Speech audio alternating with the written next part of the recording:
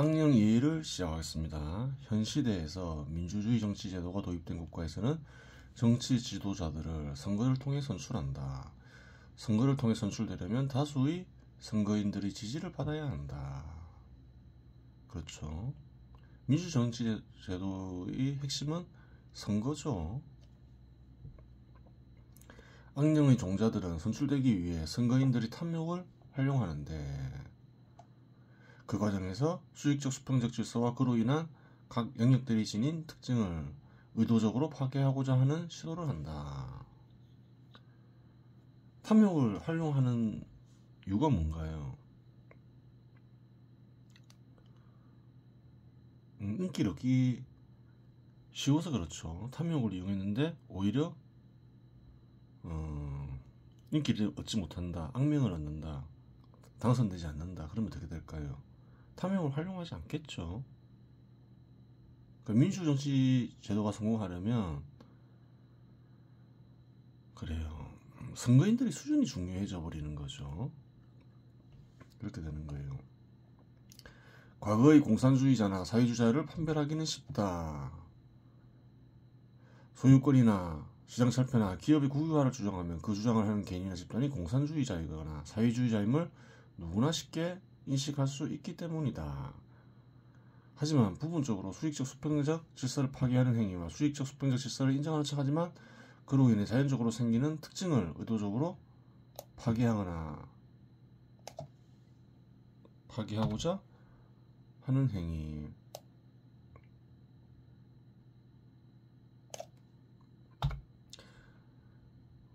부분적으로 시장 기능을 파괴하는 행위는 은밀하게 진행되고 대수롭지 않게 여기지기 때문에 어느 정도 전문적인 지식을 지니고 있지 않으면 간파하기 어렵다. 한국과 같이 어느 정도 시장 지배 시대 제도가 뿌리를 내린 국가에서는 대놓고 공산주의, 사회주의를 하자 이렇게 얘기하기는 어렵죠. 하지만 공산주의, 사회주의자들이 있잖아요. 앞에서 살펴보았잖아요. 또 그걸 추종하는 이들이 많고 빨갱이를 빨갱이 따라지들이 많다는 거예요. 하지만 전체적으로 뭐 공산주의나 사회주의나 하자 이렇게 말은 못하니까 부분적으로 진행되겠죠. 은밀하게. 문재인 정부에서는 어떻게 진행됐나요?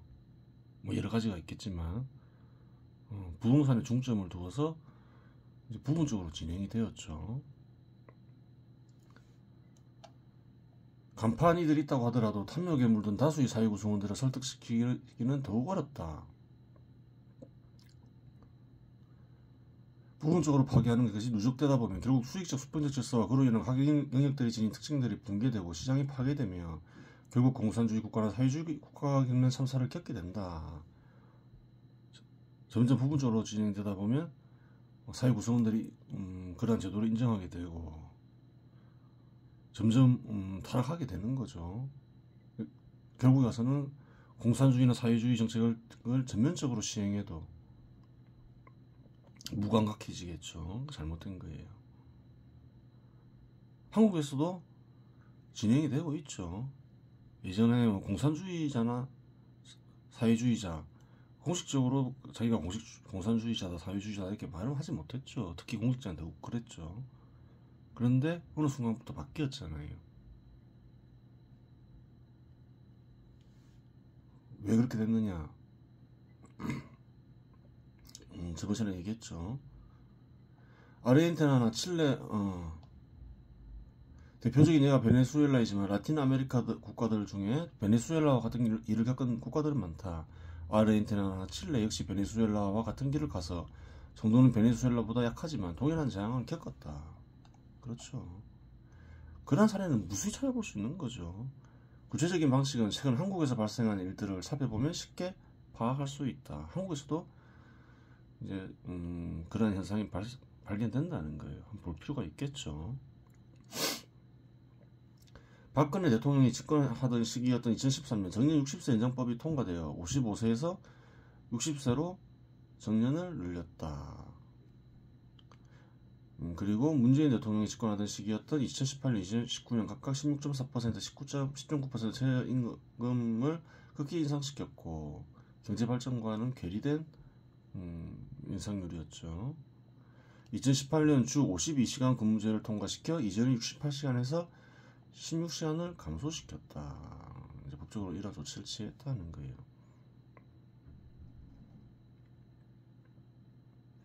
정년을 증가시켜야 한다는 주장의 근거는 인간의 수명이 길어졌으니 제도적으로 보장되는 소득을 벌어들이는 나이 역시 길어져야 한다는 것이다.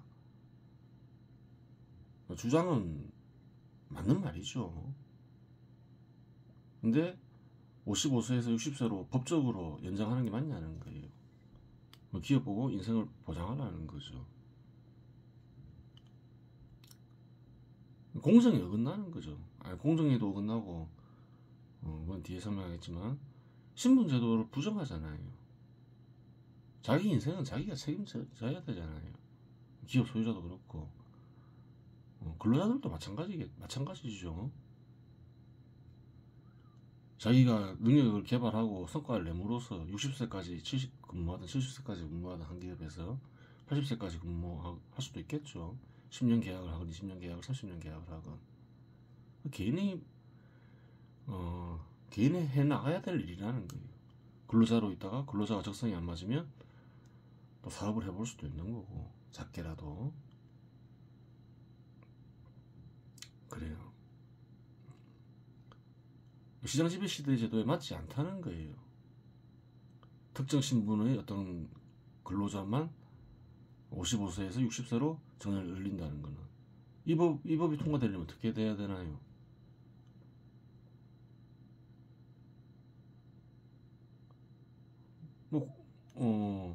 다른 국민들도 60세까지 보장해야 되겠죠. 누가? 정부가. 그럼 공산주의 국가가 되는 거죠. 정부가 인생을 책임져야 되니까 모든 것을 이제 정부가 관장해야 될 거 아니에요. 그게 잘못된 법이라는 거예요. 예전에 우파 정부와 좌파 정부를 분류할 때 이승만 대통령부터 노태우 대통령까지는 우파 정부를 했죠.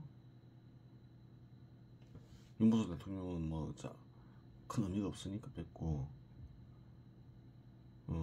김영삼 대통령부터 문재인 대통령까지는 좌파 정부다. 이명박 대통령은 아무것도 아니다. 우파도 아니고 좌파도 아니다. 이렇게 했죠. 아무것도 아니라 했지만 좀 약간 시대적으로 좀 바뀌는 부분이 있는 거죠. 이명박 대통령, 박근혜 대통령, 문재인 대통령, 김영삼 대통령은 우파를 대표하는 정당에서 대통령 후보로 나온 이들이죠. 그 대통령이 되었죠. 윤석열 대통령도 그렇고. 근데 김영삼, 박근혜 대통령을 좌파 인사로 분류하는 이유가 있겠죠. 박근혜 대통령 같은 경우는 지금 얘기했죠. 좌파 정책을 집행했기 때문에 그런 거예요. 괜히 그렇다는 게 아니에요. 오히려 김영삼 때부터 보면, 노태우 때부터 보면 이명박 대통령은 우파 인사로 분류할 수도 있는 거죠. 왜? 여기서부터만 보면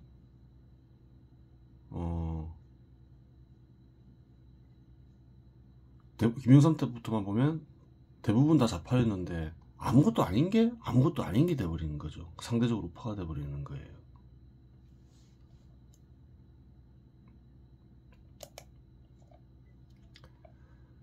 그렇게 되는 것이고, 그래요. 보겠습니다. 그리고 최저임금을 급격히 인상시키는 근거는 저임금 생활자들이 생활 수준을 높이자는 것이며, 일정 기간 근무 시간을 줄이자는 주장의 근거는 근로자들의 건강을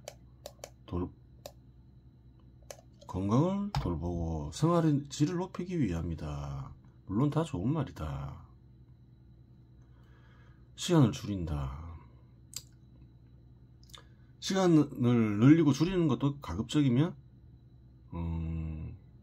그래요. 거래에 의해서 이루어져야 되겠죠. 단 생명과 재산을 해치면 안 되니까 건강을 파악해서 건강에 해롭지 않게 해야 되겠죠. 뭐 개인적으로 그래요. 건강을 테스트해서 할 수도 있는 것이고, 일률적으로 근무 시간을 줄이는 것은 잘못됐다는 거예요. 근로자들 중에서는 보다 일을 많이 해서 돈을 벌고자 하는 이들도 있을 거고, 건강도 받쳐주고, 그러면 그러한 근로자의 의지를 꺾을 이유는 없는 거죠. 그게 잘못된 거죠. 다 좋은 말이기 때문에 지지하는 사람들을 얻을 수 있다. 하지만 이런 주장들을 하면 문제가 많음에도 불구하고 지지자들을 얻을 수 있겠죠. 다 좋게 들리니까. 겉모습에서부터 악으로 여겨지면 누가 지지하겠는가. 그렇죠. 그러면 그러한 정책들의 시행을 통해 결과 역시 바르게 나왔는가 하는 문제가 대두된다. 정년을 55세에서 60세로 증가시키면 새로이 고용해야 할 청년들이 피해를 입게 된다. 기업수가 일정한데 그래요. 정년을 늘려버린다. 그럼 근로자들이 취업하기가 어렵게 하는 요인이 되죠. 나이 든 이들이 나가야지 청년들이 취업할 수 있는 부분이 있기 때문에 그렇죠. 그걸 상쇄하려면 그것을 커버할 정도로 직업수가 늘어나야 되는 거죠. 많이 투자가 되면서.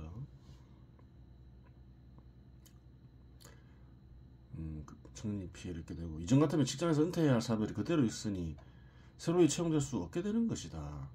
즉 수혜자가 생기는 것과 동시에 피해자가 생긴다. 실제로 정년 60세 연장법 효과가 청년 실업률이 증가로 이어졌음을 통계 자료로 확인할 수 있다. 그러한 법이 통과되고 이제 2017년 1월이면 정책의 효과가 나올 때쯤 됐죠. 지난해 청년 실업률이 9.8%로 가장 최고치를 경신했다. 제조업을 중심으로 한 일자리 한파가 본격화하면서 취업자 수준과 폭은 7년 내 최저 수준을 기록했고, 실업자는 처음으로 100만 명을 넘어섰다. 내수, 수출, 투자 부진, 삼중고에 처한 우리 경제 상황이 그대로 반영된 결과다. 여기에 탄핵정국, 정년 60세 제도 등 여파가 겹치며 우리 일자리 시장은 더 악화될 것으로 보인다. 박근혜 대통령이 탄핵된 이유 중에 하나가 뭔가요? 촛불 시위에 많은 인파들이 참여를 했죠. 청년들이 많았죠. 그 이유가 있는 거예요. 취업도 잘 안 되고 이러면, 어려워지고 이러면 청년들이 불만이 아주 커지겠죠. 거리로 뛰쳐나올 수가 있는 거예요. 베네수엘라 국민들이 경제적 어려움 때문에 거리에 뛰쳐나오듯이 동기는 동일하겠죠. 우리나라가 OECD 회원국 가운데 전체 실업자 중 20대 후반이 차지하는 비중이 7년째 가장 높은 수준을 유지했다. 13일 OECD 통계를 보면 2018년 한국 전체 실업자에게 25에서 29세 실업자가 차지하는 비중은 21.6%로 36개 회원국 가운데 가장 높았다.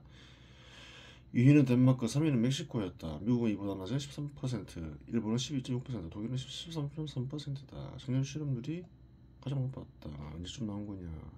2020년에 나왔죠. 그 여파가 계속 이어지는 거죠. 출생률이 낮아진다고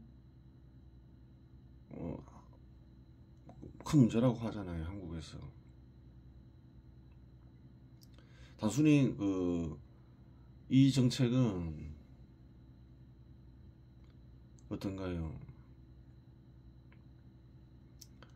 청년 실업률만 높은 게 아니라는 거예요. 질 좋은 직장 수를 청년들이 얻기 어렵게 만들었다는 문제가 있는 거죠. 굉장히 큰 악법이었던 거예요. 우파 정부라면 없애는 게 맞겠죠. 공정 실현을 위해서. 국민들은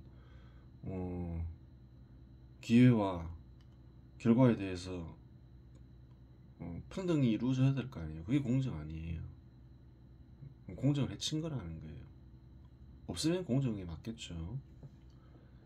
당장 없애는 게 어려우면 줄이는 게 맞는 거죠. 그럼 상대적 우파가 되는 거죠. 박근혜 정부를 좌파 정부로 분류한 이유가 있다는 거예요. 이글을 쓰니는 이 사람들의 생애나 행적, 그걸로 우파 좌파를 생애, 경험 이런 걸 통해서 우파 좌파를 결정하는 게 아니라는 거예요. 그 사람의 의지와 그 사람의 행위를 보고 판단한다는 거예요. 박근혜 대통령은 박정희 대통령의 딸이죠. 물론 한국 사람 다 아는 건데 또 그 후광으로 대통령이 된 것이기도 하지만 덕을 많이 봤죠. 박정희 대통령이 우파였고 박정희 대통령의 딸이라 해서 우파 인사가 되는 건 아니라는 거예요. 그 사람이 어떤 의지를 가졌느냐, 무엇을 시행했느냐, 어떤 행위를 했느냐, 그렇게 판단해보면 명백한 좌파 인사라는 거예요. 본인은 그게 아니다라고 주장할 수도 있겠지만 결과가 자기가 스스로 한 행위가 있잖아요.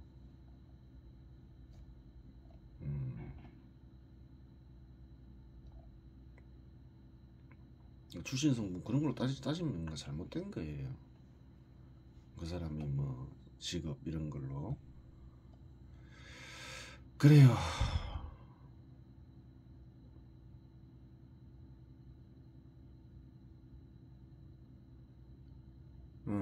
또 보겠습니다.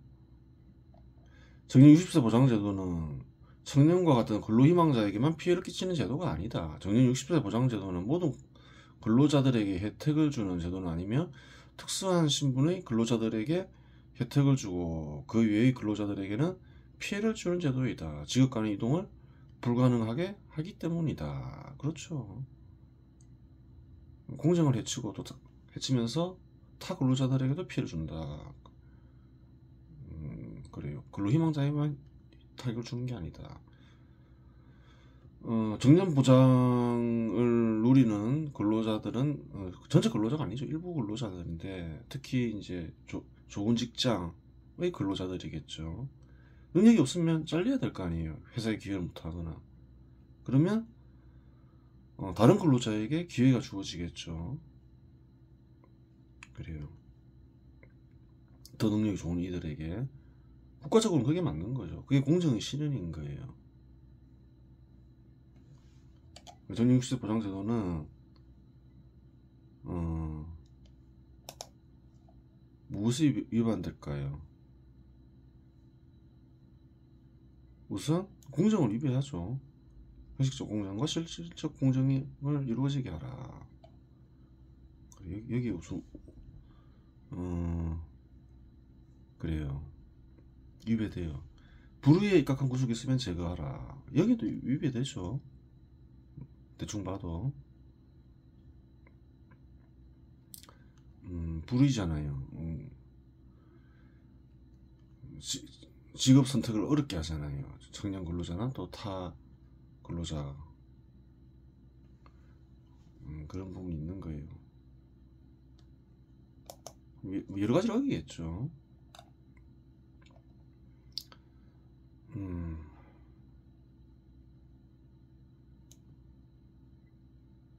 문재인 대통령이 그 다음 또 봐야 되겠죠. 문재인 대통령이 집권하던 시기였던 2018년, 2019년에는 최저임금의 급격한 인상 및 52시간 근무제는 기업의 비용을 크게 증가시켜 비용을 감당하지 못하는 자본들을 파멸시키거나 철수하게 만들었다.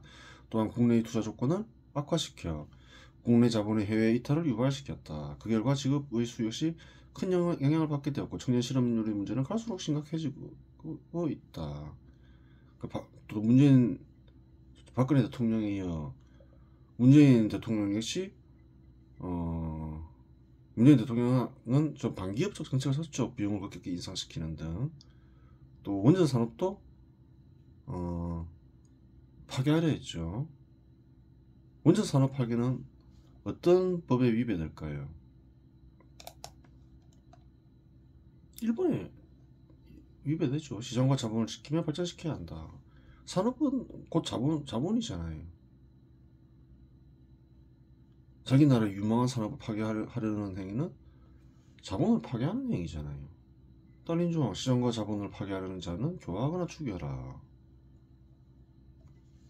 그렇죠. 그럼 예전에 저번 시간에 얘기했던 이거 얘기했죠. 신분제도가 부정되는 사회에서 신분이 높게 여겨지는 사람은 처벌하지 않고 신분이 낮게 여겨지는 사람만 처벌하기는 어렵다. 만약 그렇게 해버리면 무엇을 어긴 게 되나요? 3분을 그래요. 그럼 있겠죠. 3분을 어긴 것도 되고 사회적의 유지와 발전에 기여할 정의가 사회적 정의이다. 이것도 어긴 것이고 공정도 어긴 것이죠. 누구나 동일하게 평가받아야 되는 거죠. 그런 거예요.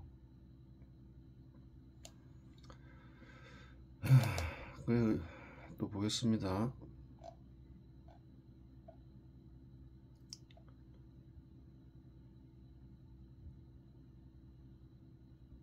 중산층 이상 소득을 버는 자영업자 가구는 전년보다 줄어들었다. 그 정책 결과를 보는 거죠. 자영업자가 타격을 받겠죠. 최저임금 영향을 크게 받으니까. 3분위에서 쭉 읽어보면 되고 자영업자 가구에서 탈락해 무직자 가구로 전락한 경우가 상당수일 것으로 추산된다. 통계로 분석하는 거죠. 자영업 무직자 가구의 소득 여건은 악화되었는데 근로자 가구의 소득 상황은 개선되었다 나오죠. 또 어떤 부분 있나요? 비용을 크게 증가시켰으니까 기업 수주가 어려졌겠죠. 국내 설비 투자는 지난해 2분기 이후 3분기까지 6분기 연속 감소했고 이로 인해 국내에서 제조업 생산 능력 자체가 사상 처음으로 축소되는 현상까지 발생하였다. 해외 직접 투자를 제조업만 보면 해외 투자를 크게 증가시켰다 이런 말도 나오죠. 국내 기업들의 해외 투자는 경제 규모 확대 및 글로벌화로 크게 늘고 있지만 자본의 해외 이탈이 심화될 경우 산업 공동화 고용 위축을 가져올 수 있다. 산업에 큰 영향을 미쳤다는 거예요. 특히 이제 사양산업에 큰 영향을 미쳤겠죠. 근데 사실 사양산업이란 것도 뭐 부정적으로 보고 없애야 된다 그렇게 생각하면 안 돼요. 한 단계씩 다 승화를 시켜야 되는데 한국은 승화시키지 못했죠. 못한 게 많죠. 예를 들어서 한때 한국 의료 산업은 세계 최고였죠. 하지만 더 이상 이제 의료 산업은 한국에 기여를 하지 못하는 산업이 되어버렸어요. 사양 산업이 되어버렸죠. 어떤 단계에 이르면 승화를 시켜야 되는데 승화를 시키지 못하잖아요. 의료가 최고인 산업이었다면 한국 제품을 명품으로 만들었어야 되는 거예요. 그 명품을 만들기 위한 다양한 어떤 제도가 만들어졌어야 되는 거죠. 정부 차원에서나 민간 차원에서나. 그러면 사양산업이 되지 않는 거죠. 생산성을 증가시킬 수 있는 방법이 산업별로 다 다르다는 거예요.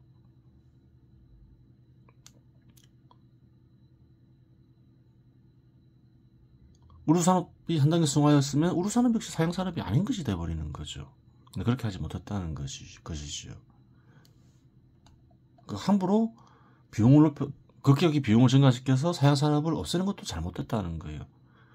어쩔 수 없는 경우는 어쩔 수 없는데 항상 승화시키면서 발전시키는 계획이 있어야 된다. 그렇게 말이죠. 2년간 자영업자들이 급격한 최저임금 인상으로 고통을 받았음을 알 수 있다. 자영업자들이 가족들까지 포함하면 수백만 명이 고통을 겪었을 것이다.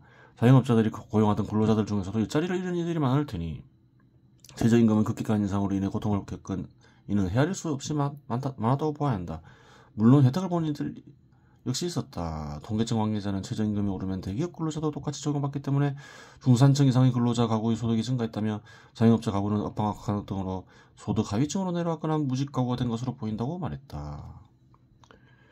정책을 집행하면 뭐 계획을 해도 피해를 보는 이들 있죠. 피해를 본다 해서 무조건 악인 것은 아니고,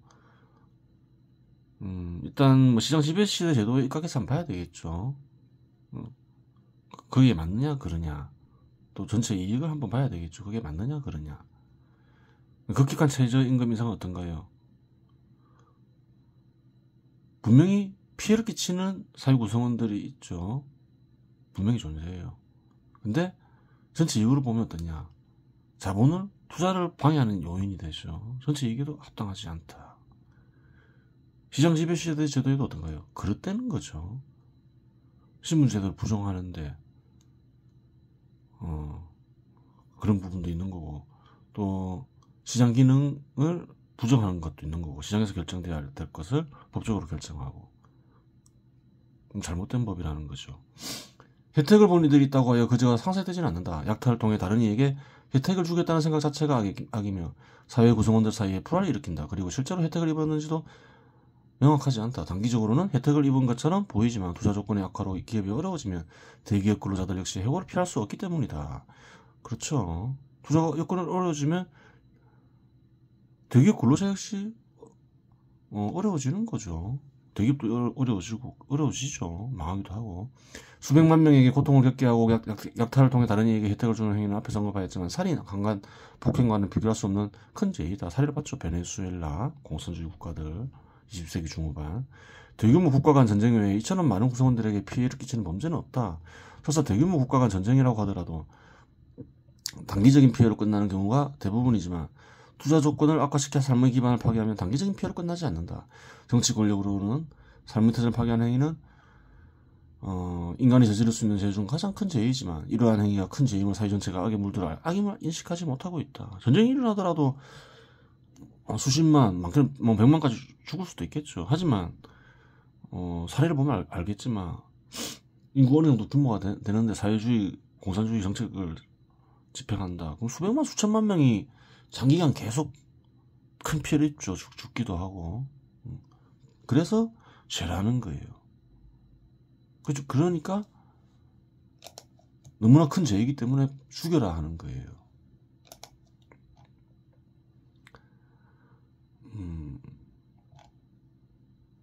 그래요. 정치 권력으로 삶의 터전을 파괴하는 행위는 인간이 저지를 수 있는 죄 중 가장 큰 죄이지만 이러한 행위가 큰 죄임을 사회 전체가 악에 물들어 악임을 인식하지 못하고 있다. 그래요. 곳곳에 퍼져 있다는 거예요. 사법 영역에도 퍼져 있겠죠.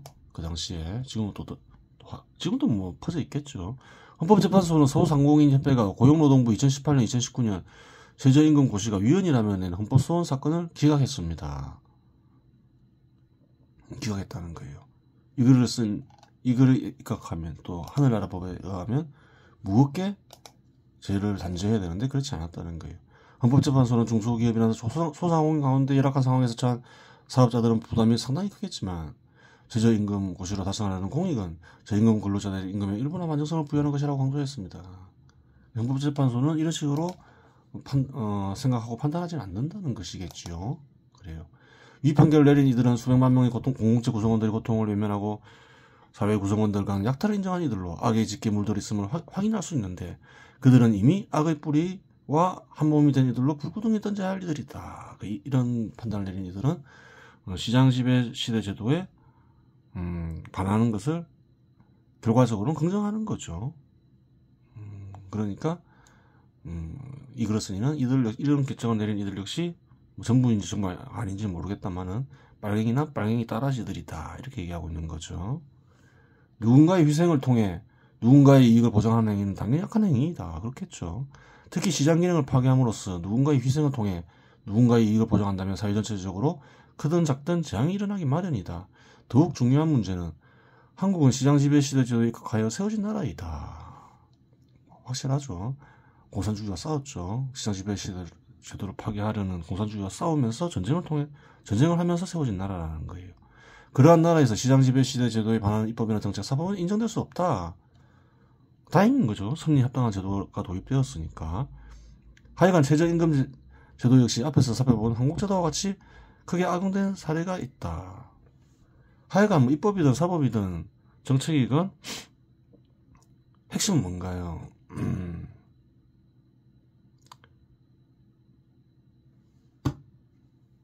시장 지배 시대 제도에 입각해서 시장 지배 제도를 유지 발전시킨다는 기본적인 원칙 하에 진행돼야 된다는 거예요.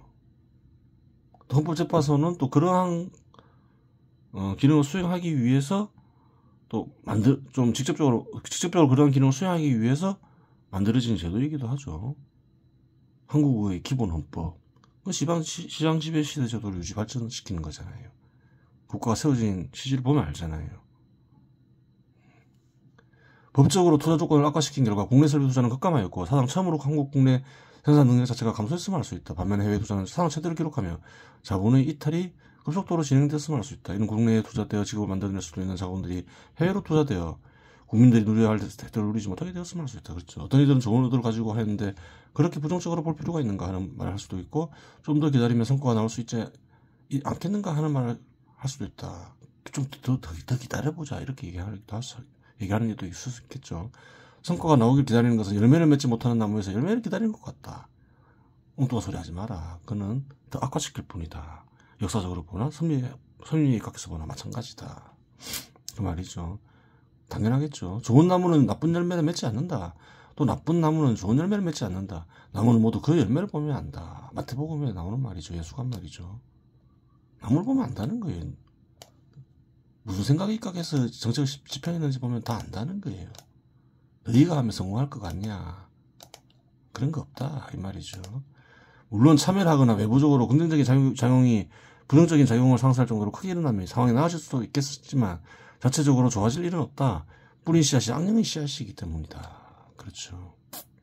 좋은 의도로 정책이 결정되고 실행되었다는 사실은 고려의 대상이 되지 못한다. 문명이 어느 정도 발전한 국가에서 어떠한 정책이건 국민들을 이롭게 하고자 하는 의도로 정책이 수립되어 집행되지 해롭게 하고자 하는 의도로 수립되어 집행되지 않는다. 누구나 국민들의 소득이 증가되길 원하고 삶의 질이 향상되길 원하며 수명이 늘어난 만큼 오래 일하여 가난을 겪지 않기를 바란다. 따라서 그러한 결과가 나오도록 진리의 씨앗을 심느냐 아니면 악령의 씨앗을 심느냐 하는 문제가 핵심이지 선한 의도로 지느냐 악한 의도로 지느냐 하는 문제는 다룰 가치가 없다. 그래요. 이번 시간 여기서 마치겠습니다.